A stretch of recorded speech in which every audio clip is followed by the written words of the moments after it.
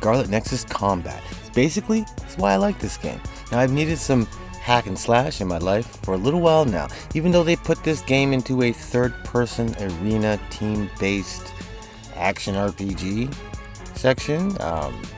Everything's an RPG nowadays. Doesn't matter what you call it, it's action-packed.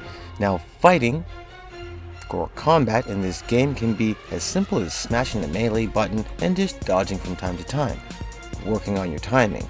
Now, your timing is a huge part of this game, especially considering you don't have a block. Now, constant movement is a major necessity when it comes to later on in the game. It's a good thing to make a habit right now. All you need to do is lock on and run. Just keep moving. Keep moving. Now, before any battle, it's a good idea to make sure that you have your health items on the all section. This way, you'll heal everyone who needs health. Doesn't matter who needs it, they'll get it. Now, this is really important because the game becomes a lot tougher as soon as your partners die, and you're the only target, is a better way to say it. Now, in your player setup section, there is an area where you can change their focuses or what they want to do, and you can make what they want to do heal you, but you can't count on them in a crunch. They're not going to keep you alive. The higher your friendship level is with them, the more they will heal you, but once again, if you just have it on all, anytime anyone is hurt, a giant big red square is going to pop up with a pulsating heart inside. A siren's going to go off. You kind of can't miss it, so you just make sure you're there, you tap down, and you're good to go. Now, very quickly, if you dodge right before you're about to get hit, it's going to slow down time, and if you press your melee attack, you're going to do a special attack. Now, if you dodge right before an enemy's throwing something at you, you're going to see R2 flash on your screen, and you can throw that object right back at them. Now, R2, if you're on PlayStation, or your telekinesis throw button, that is your friend. It takes a chunk out of your stamina bar, but if you attack right after you throw, the game calls it a chain attack, it doesn't take as much off. Now, L2 is your better friend. These are like stage finishers. They're not actually finishers, but they finish mostly everything they hit. Now, they take a little bit more time to wind up and do, so maybe dodge first, make sure you're safe, or use one of the other abilities to hide yourself so that it's easier to do it. Now, when it comes to your partners, I do have a video explaining that in detail, their abilities, how to upgrade them, presence. What I'm simply going to say is, use them.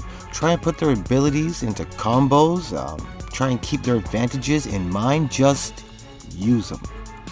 Now, when it comes to finishers, they're fun, they kill people, they're flashy, I kind of feel awesome when I'm doing them, but more importantly, you do get a guaranteed item drop every time you kill an enemy with a finisher. Now, this is useful, period, because you can use these items as just currency when you sell them in the shop. Now you got more money to buy more health, or more importantly, or what you should be using these items for, is in the trade section. This is where you can get some special items, whether it's weapons, clothes, or this is where you can get the presents that you need to give to your party members to upgrade them, but like I said, that's in a different video.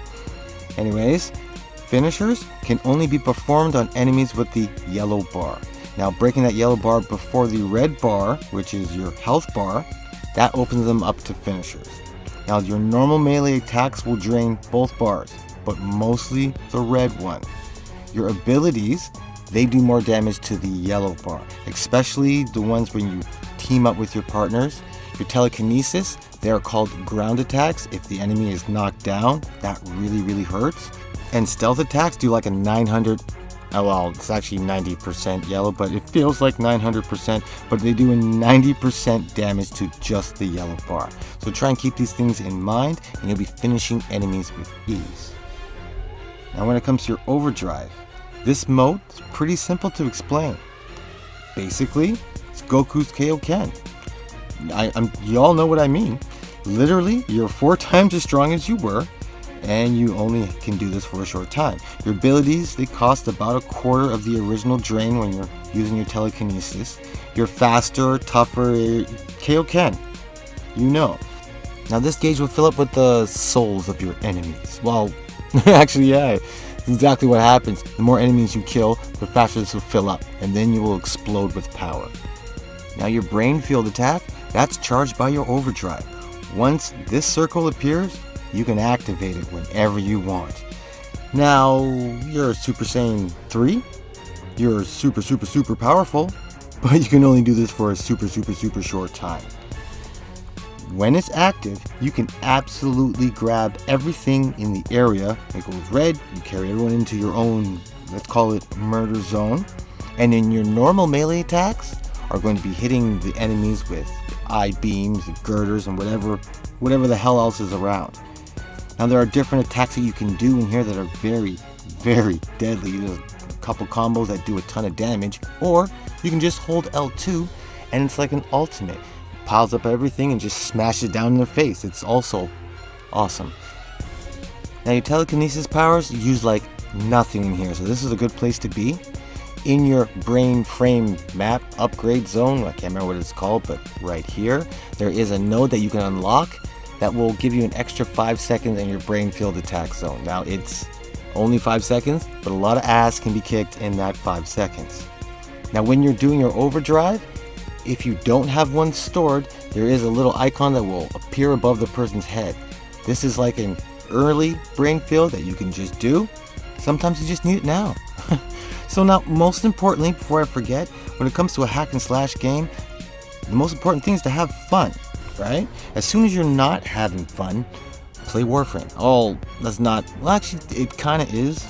What I mean, I'm not trashing this game at all. I like it a lot. I have a lot of fun playing it. But there's not a ton of content. So as soon as you start to get frustrated, or you keep dying and I can't get back to this boss, I was there a second ago, and you get all those kind of thoughts, it's hot and you want to take your sweater off, just go play some Warframe. Come back in a little bit and you'll be saying to yourself, oh my god, I'm awesome again. Look at that. And that's pretty much my major tips, are all I think you need to know to enjoy the combat in Scarlet Nexus. Now I got some other videos that will touch up on some other things, the partners and gameplay, but most of it's just fun. Just hack, slash, dodge, and have some fun, guys. And on that note, I hope this helps. If it has, join the team of killers. Become a killer of teams. Make sure you keep it easy in life. And remember, just keep gaming.